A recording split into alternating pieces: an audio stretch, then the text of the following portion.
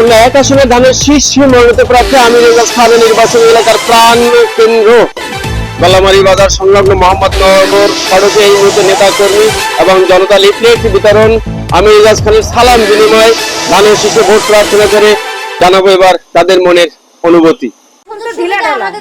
ঢিলাঢালা বুঝছেন, এখন দলীয় একটা সরকার আসার পরেই দেখবেন যে আইন শৃঙ্খলা বাহিনীর কার্যক্রম ভালো হয়ে যাবে। 12 তারিখে সংসদ নির্বাচন, ভোট কেন্দ্রে যাবেন এবং ধানের শীষে ভোট দেবেন। দেশের স্বাধীনতা সার্বভৌমত্ব রক্ষার জন্য ধানের শীষে ভোট দেবেন।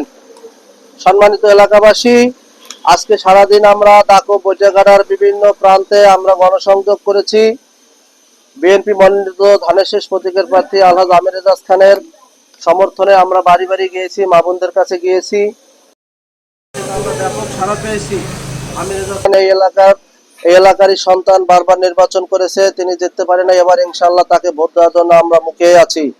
আমরা দাকো বৈঠাগাড়াবাসীকে আহ্বান জানাবো, এই 12 তারিখের ভোটকে আমরা তুচ্ছ তাচ্ছিল্য করবেন না।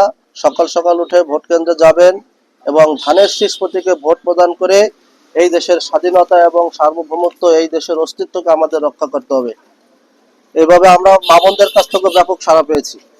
ধন্যবাদ সবাইকে। এখানের পক্ষ থেকে আমরা আসছি, ধানের শীষ মার্কায় একটা ভোট দেবা, দোয়া করবা এবং সকাল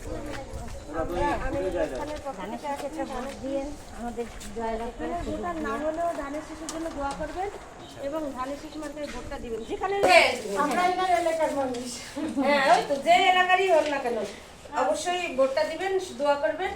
আল্লাহ যেন ওনার দিকে এবার মুখ তুলে তাকায়। এত বছর পরে একটা সুযোগ আসছে, একটা এমপি হলে আমাদেরই জন্য সুবিধা, কারণ উনি আমাদের এলাকার ছেলে। আর অন্য দল যারা আছে তারা হলো বাইরের।